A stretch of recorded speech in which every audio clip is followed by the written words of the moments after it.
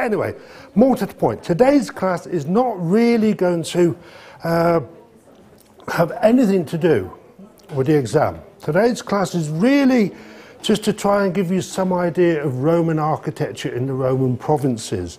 If you like, it's a bit of a magical mystery tour. He's coming again. Save the whales, save Roman architecture. Sort of various places that you might want to go to on holiday, and some places you might have been to on holiday, and some places you certainly don't want to go on holiday to just yet, but in a couple of years' time it might be quite nicer.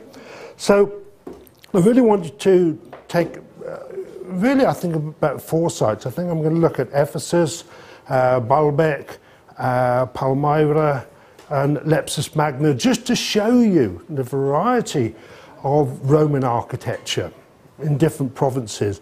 I won't show you anything from Europe because I've only got 2 hours to do the classes in, and to be quite honest, there's not an awful lot of good Roman architecture left outside of South France and Spain.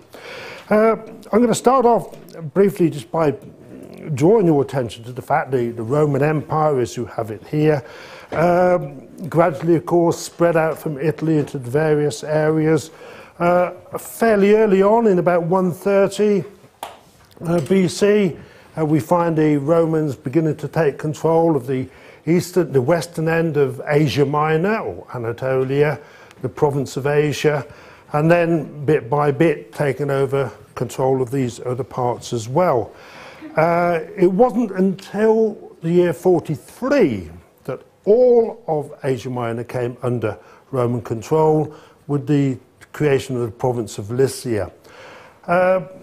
Cilicia over here has always been a rather strange place in the classical world, because it wasn't quite considered Anatolia, it was considered part of Syria. And that is, of course, because you've got the Taurus Mountains, which go round like that, breaking it off there.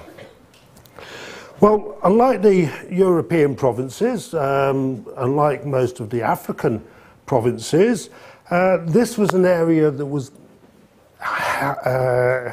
heavily urbanized at the time each one of these parts became a Roman province. The west and the south coast have been settled perhaps as early as the 9th century BC by Greek colonists coming in from what is now Greece.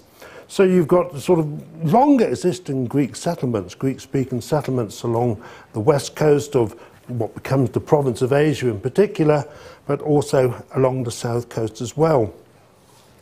And then you start getting inland areas adopting Greek ideas of architecture as well, in particular Greek temple design. So by the time all these different parts of Anatolia, Asia Minor, became Roman provinces, they were already to a great extent Hellenized. And this is particularly true in terms of temple architecture, and Greek-type temple architecture continued to be popular in Anatolia right through down to the 3rd century. This is the temple of Zeus at Izanoi, a wonderful place to go and visit. It's got 3 complete Roman bridges, lovely theatre, lovely circus complex. This pretty well surviving example of a temple here. Used to be thought it was Hadrianic. We now know it's Flavian in date. But you can see it's a continuation of the Ionic style of order, capital there, and it's basically a Greek temple, columns all the way around it, steps going up from all the sides there. There's no real change in that particular way.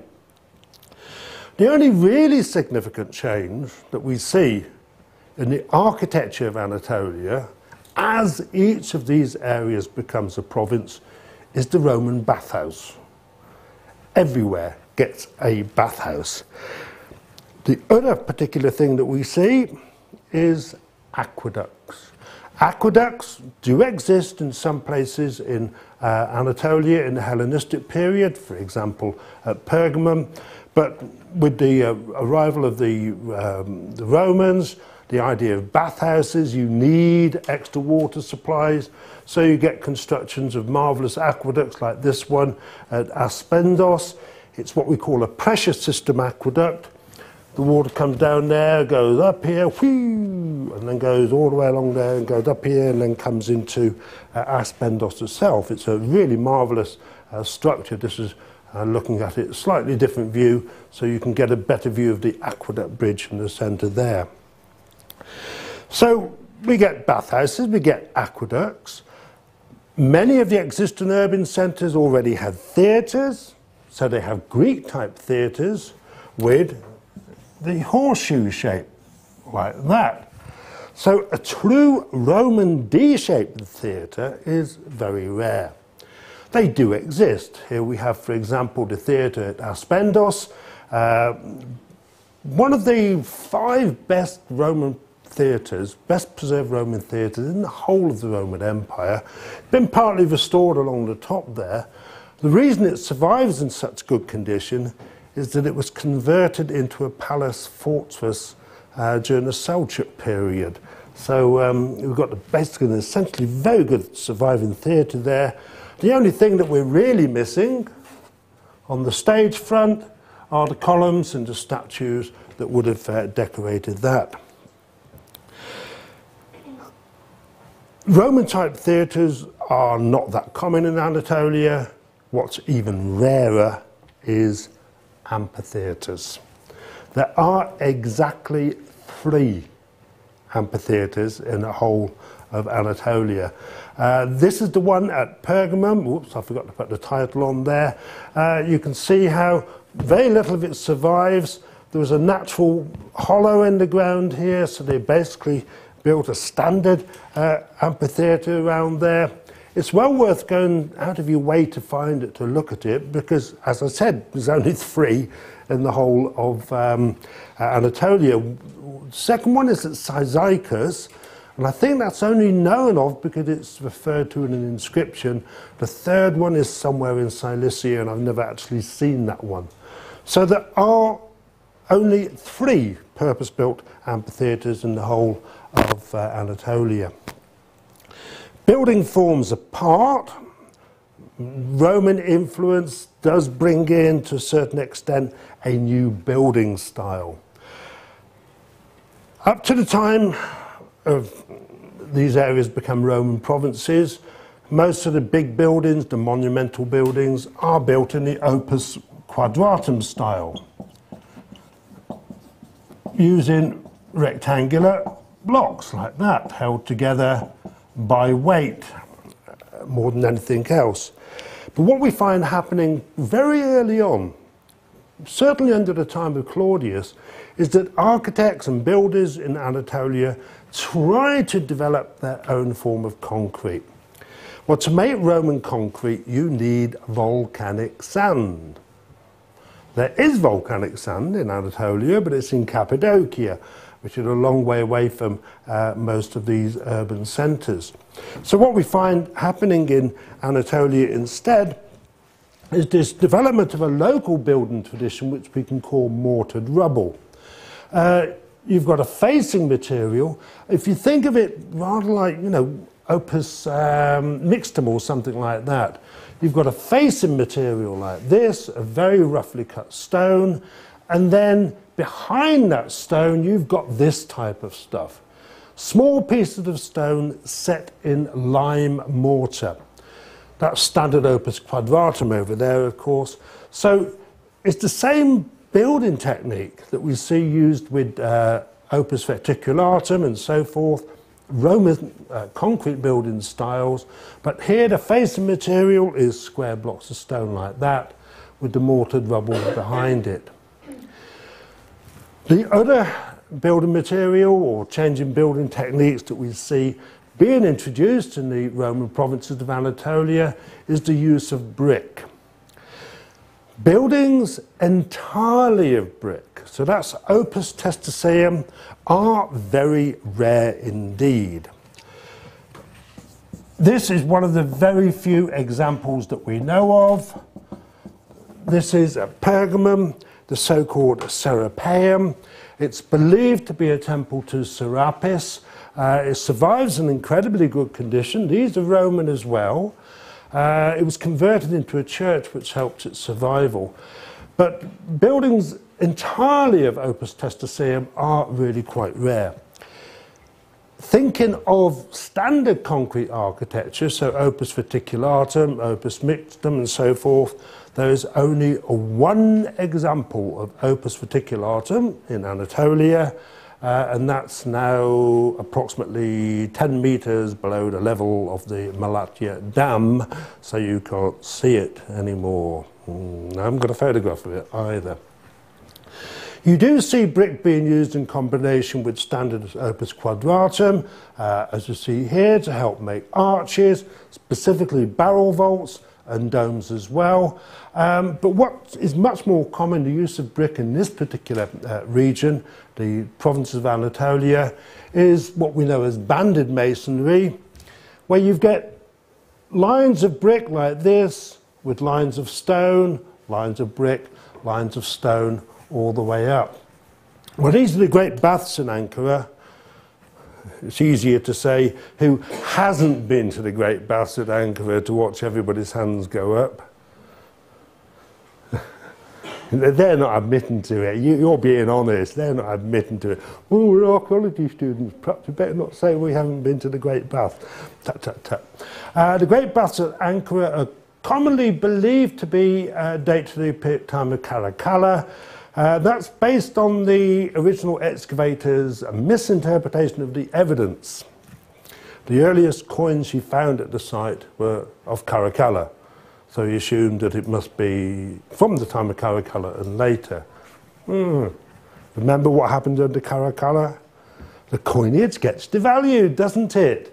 When people drop their coins, like people dropping a 5 kurush piece in Bilkent University today, they don't bother picking it up because it won't buy anything. Right? It's only lecturers who pick up 5 kurush pieces and put them in their piggy banks. The real date of the Great Baths at Ankara is uncertain. I would go for Hadrianic or Antonine personally, but certainly not Caracallum.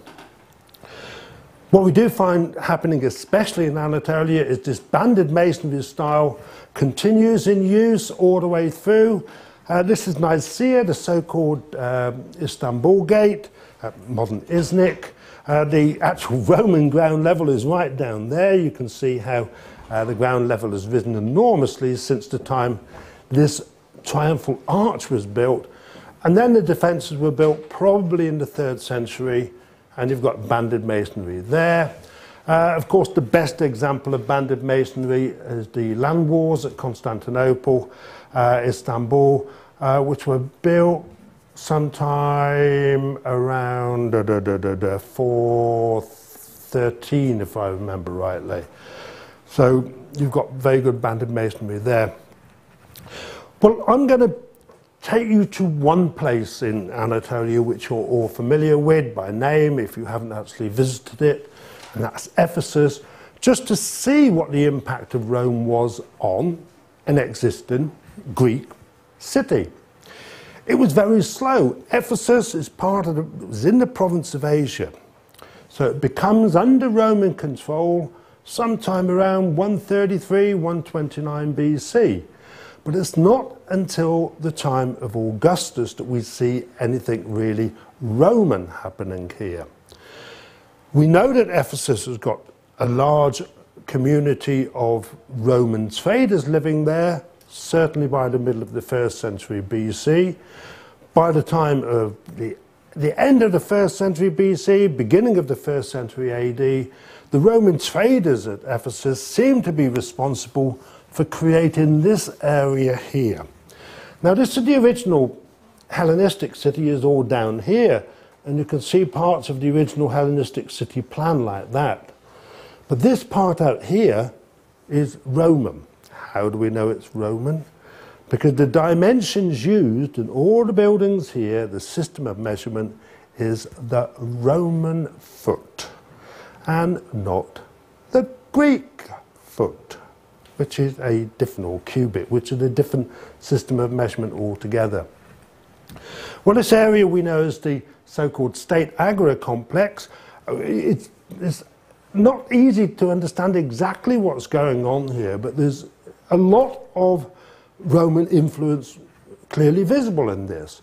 Local citizens probably, but local citizens who want to be Roman. Have any of you read the Asterix cartoon books? Asterix and the Fight of the Big Chiefs, in which the chief of the neighbouring village says, we must have an aqueduct. And somebody says, but we've got a perfectly good river running through the village. I don't care. Aqueducts are Roman. I want an aqueduct. Well, that seems to be happening at Ephesus with the building of this state agora complex. In the centre, very little to see of it today, but a temple that was dedicated to Roma and Caesar originally, then rededicated to Roma and Augustus. Unfortunately, almost all of it is gone, but if we look at the plan, you can see this is a standard Hellenistic type temple. The only difference is the dedication. And it was probably paid for by the Roman citizens in Ephesus. Over here, we've got this enormous structure here. We have an inscription that tells us when this was built. Early, I think just about the end of the 1st century BC, beginning of the 1st century AD. This won't be in an exam, so I'm not going to give you the exact date. Okay, I'll save you on that one. I'm not even giving you dimensions, but you can see that this is a biggie here. The inscription tells us this is a very strange building. The inscription actually describes it as a stoa basilica. Well, a stoa is a covered corridor in Hellenistic cities. A basilica is a covered meeting hall in the Roman world. So it's a rather odd building in that particular respect. This is what the stoa basilica looks like. You've got the central nave here, you've got an aisle there, an aisle over there, just to go back to the plan. So it's really quite a massive structure.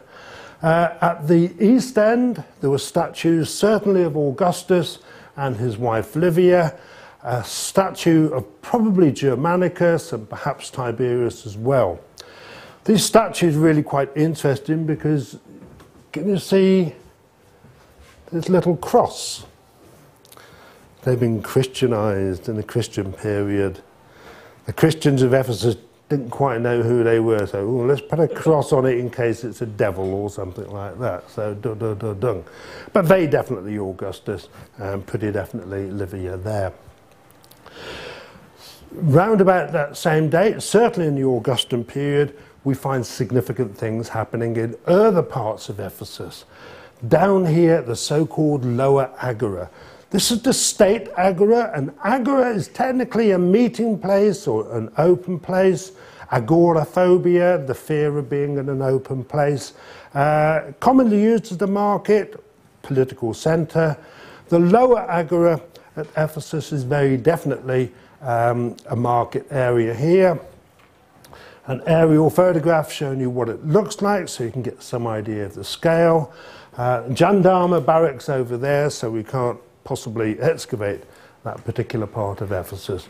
But here we have the Lower Agora.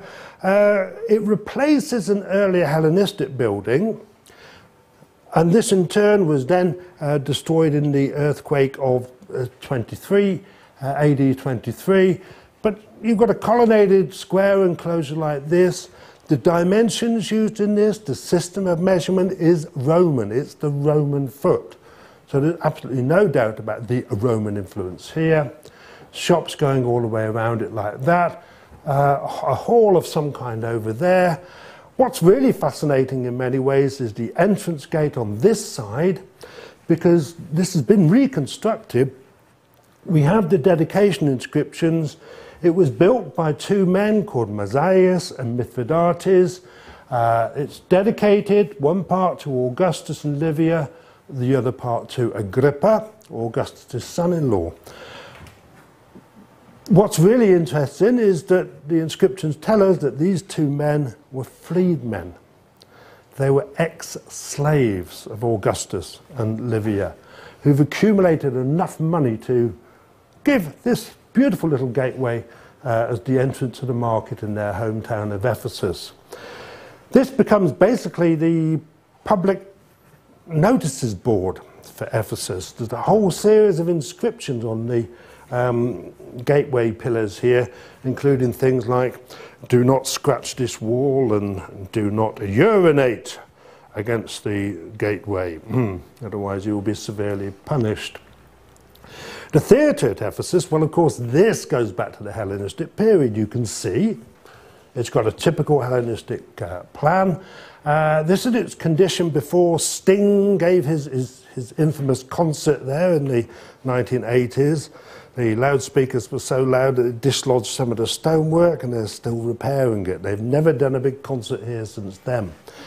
But you can see this is the typical Greek-type theatre, Hellenistic-type theatre. Originally probably only that big, but then extended in the Roman period. The only Roman change to it is the construction of this stage building. Remember that in a Greek Hellenistic theatre, there is no stage building. There's a building at the back of the theatre. But then with a Roman theatre, this D-shaped concept, a high stage building, so you get the construction of this raised stage area here coming out into the orchestra proper. One of the other obvious impacts of Rome on the people of Ephesus is the improved water supply. We know of two aqueducts that were built in the Augustan period. This one was built by a local politician, Gnaeus Julius Pollio, I think was his name. It's a very small aqueduct. You can see it's built of mortared rubble here. It's built of opus quadratum in this particular area there. But this is something Roman, built at the time of Augustus, built by the same man that built the Stoa Basilica. Now, there's an inscription here which tells us basically why he built this, you know, to honour my son, or his stepson rather. Why people pay for things like this is to make certain that everybody in the community knows that they exist. And by the way, when my son stands for election to the town council, don't forget to vote for him. He will build aqueducts for you as well. So it's advertising the importance of the family in that particular respect. Now, what did I put the Roman stage in there for? Oh, I'm going backwards, that's why. Told you technology. Can never control technology. Coming back up onto the State Agora complex, this is an Antonine period edition. I'm not going to talk about that, a small meeting area, but I do want to mention this one over here. Again, it's a building for which we've lost almost all the superstructure. We only have the foundations. It was a temple that was built in the Flavian period. We call it the Flavian Temple. We assume it was built to the deified Vespasian and Titus. Won't be to Domitian, of course. But you can see from its plan, this is a purely Greek Hellenistic temple. Steps all the way around it, large altar at the front, columns all the way around. This is octa style with 8 columns at the front. Nothing Roman about this at all. Roman period, 2 Roman emperors, but it's like that. Now, I said there's not much left of it. That's all you can see. But what is Roman about this particular structure is the use of mortared rubble. To raise a high concrete type platform, partly cut into the hill slope, it gives you a row of shops along one side. You've got a double row of columns on that side, possibly 3 rows. There's arguments about exactly what it looked like, but it would have looked something basically like this. What makes this Roman is quite simply this idea of building out a terrace using mortared rubble, as if it was concrete.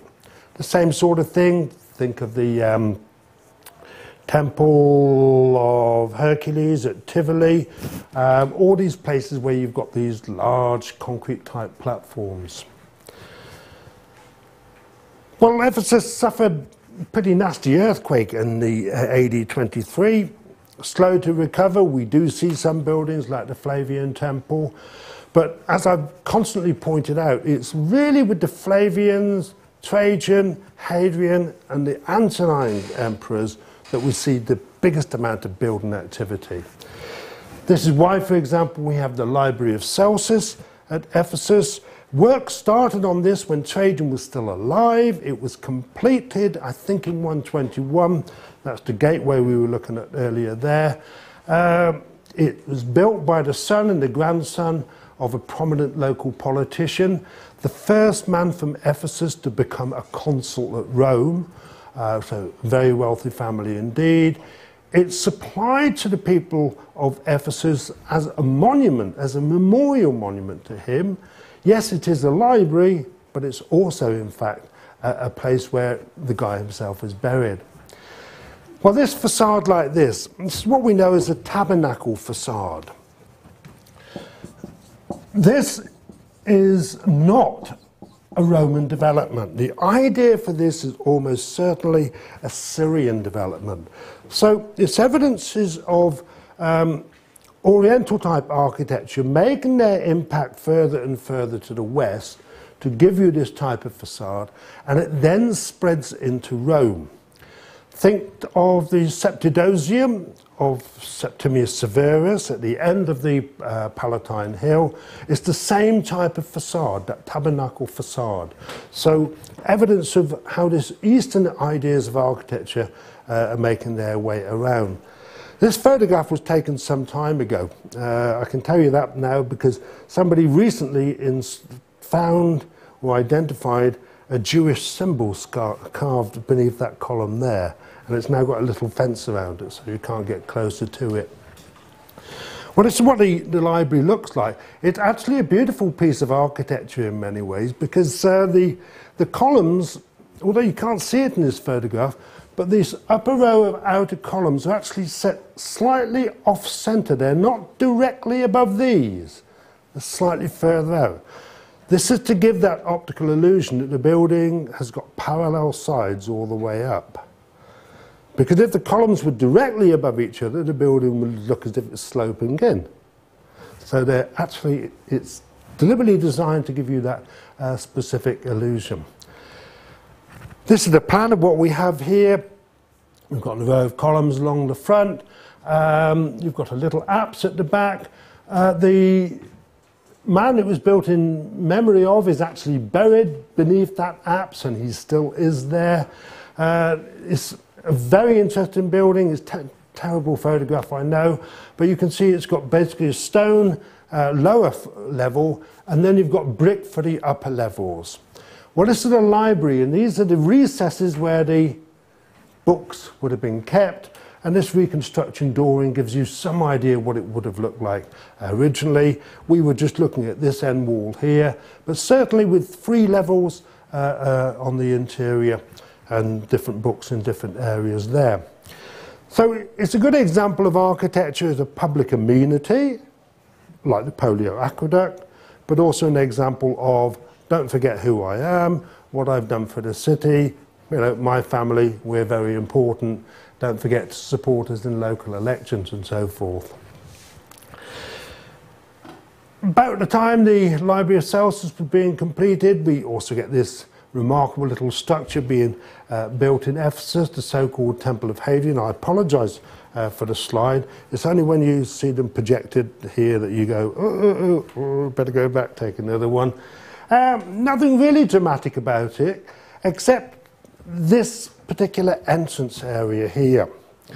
Because this is another example of Syrian influence, Eastern influence on Roman architecture. Originally, the pediment here would have looked like that. And this is what we know as a Syrian arch. Because this style of pediment first appears in the region we know as Syria, which is larger than, of course, modern Syria today. Also of Syrian influence, so coming from the east, is the idea of the colonnaded street. Well, this is the Koretis street at Ephesus, so called because the statue bases here originally had statues on them of the magistrates of Ephesus, and they were known as the Koretes. So that's why we call it the Koretis street. Well, it's an example of a public amenity which is provided to help local people in the middle of the summer, in the middle of the winter. When it's raining, you've got a sheltered passageway on either side of the street there. Middle of the summer, you've got a shaded passageway. We know that in some parts of the eastern provinces, colonnaded streets were paid for by individuals in association with the city council. We know this best of all from Palmyra, not Palmyra, but Apamea in Syria, where some of the columns have got, this column was paid for by so-and-so, you know, sort of sponsorship effort, you know. McDonald's paid for that one, you know, goes all the way along like that. But this colonnaded street idea is very much an eastern development, which then gradually spreads into the western provinces. You see it in Africa, you don't see it so much in the European provinces. They do happen very rarely, but colonnaded streets, Syrian influence on the local architecture here. Well, a really big thing, the really big impact of Rome on Ephesus and the eastern cities is, as I said at the beginning, bathhouses. The bathhouses at Ephesus, 1, 2, 3, 4, 5. There are at least 5, there may have been 6 altogether. It's an enormous number of bathhouses. And all of them are paid for by private individuals. It's their contribution to the city landscape of Ephesus. So you don't have to go too far to get a baths or something like that. Well, the earliest of them is the harbour baths. This one built out here. And in the harbour baths, we can see the unique contribution that the eastern provinces made to Roman architecture. I've talked before about the imperial bathhouse plan, where everything is duplicated on either side of a central axis. Well, the idea for that basically develops in the eastern provinces. We see in the harbour baths, which probably date to the Claudian, possibly the Flavian period, what's going on here? The bathhouse is a Roman concept. Bathhouses exist in the Greek-speaking world, but the main social place of social activity in the Greek-speaking world is the gymnasium. This is where young boys learn how to get fit and how to speak proper Greek, how to live in a proper male-dominated society and things like that.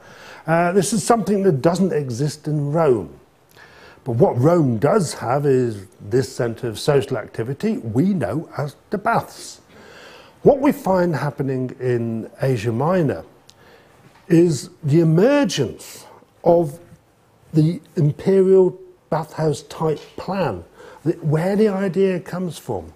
Combination of a large gymnasium, large exercise area with a Roman bathhouse.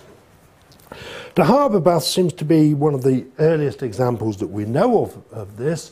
Early 1st century, possibly mid 1st century AD. You can see you've got a very ornate entrance on this side here. The bathhouse proper, frigidarium, the cold room, small tepidarium, large coldarium over there. Assorted rooms which are not properly understood on either side there. The gymnasium area, in an imperial bathhouse, of course, you've got 2 palestra exercise areas on either side. But here you've got this very large open space gymnasium area.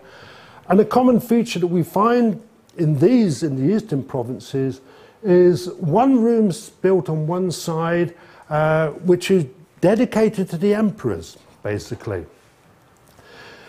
Because these were first identified by German scholars, we used the German terminology for these, the Kaisersaal, the imperial room, and it's a reconstructed view of the Kaisersaal in the harbour baths, that building up there. A very ornate facade, as you can see here, octa-style, a series of niches, openings in the wall going back there for statues of the emperors, members of the emperor's family. We don't know exactly when this was built, but we can imagine the ruling emperor was placed there. Look at this, think on this. What does it remind you of? Pompeian wall paintings. The theatre type. Style 2, architectonic. It's like a theatre facade. It's not a tabernacle facade, which is what we were looking at earlier. Tabernacle facades have got closed openings over these panels here.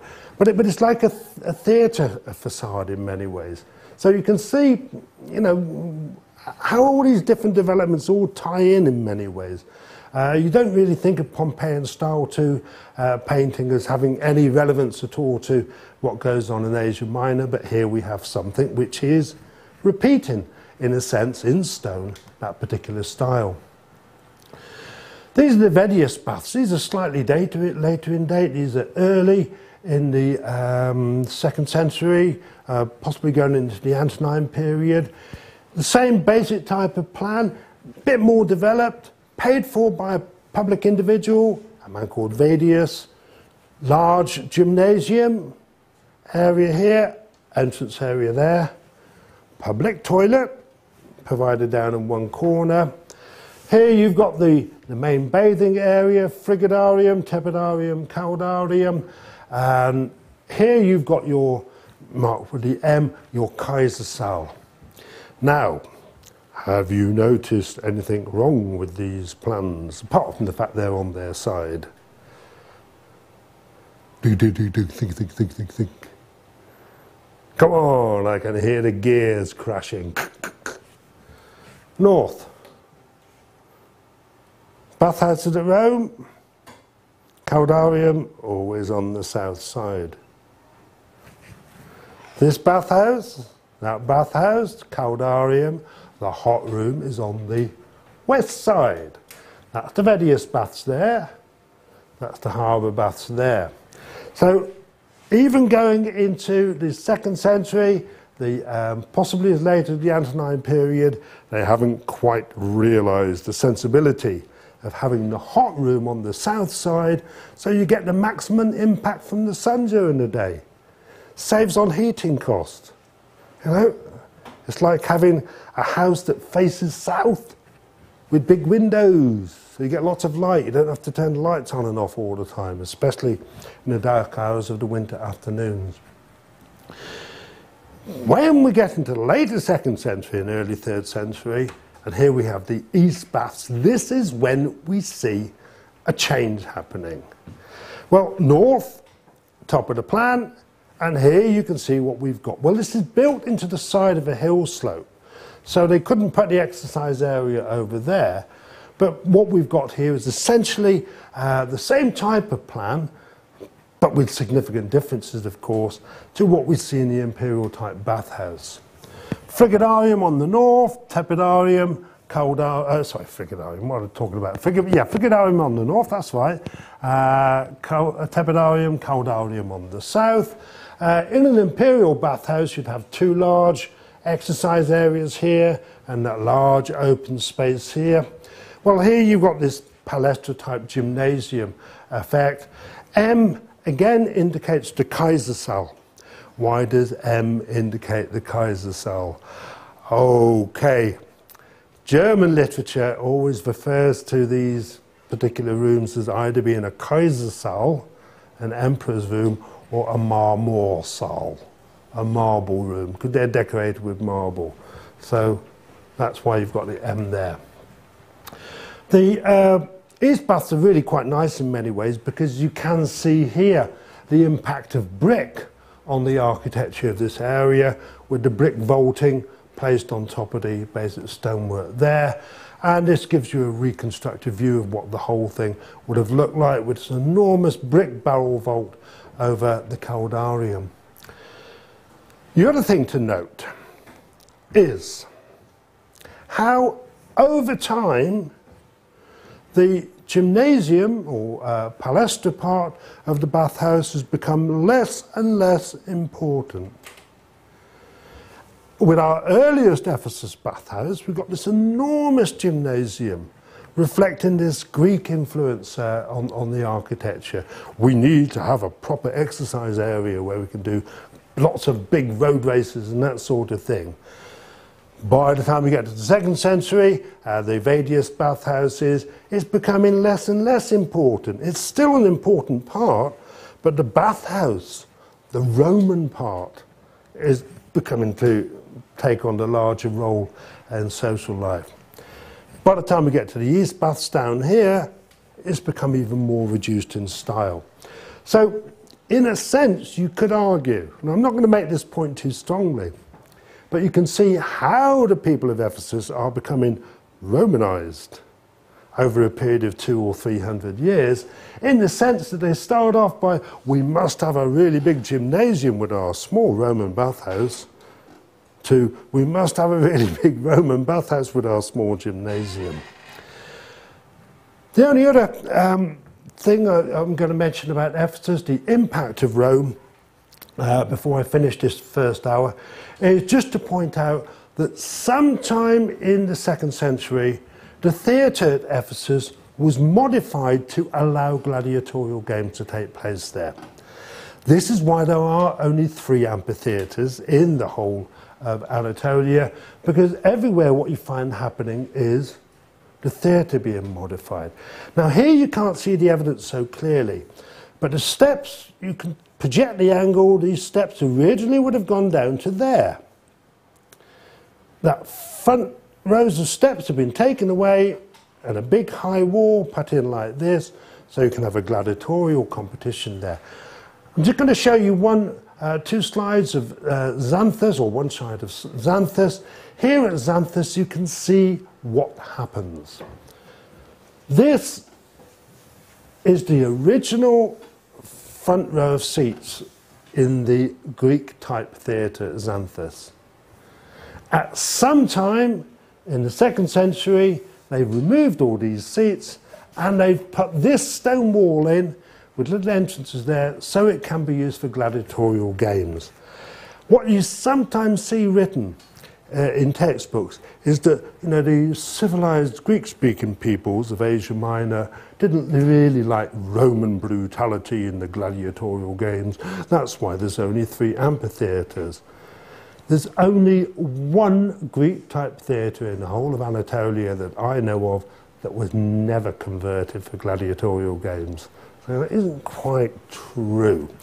Okay, I'll stop there, which I think is just about on time. All right, and then we'll continue after 10 minutes.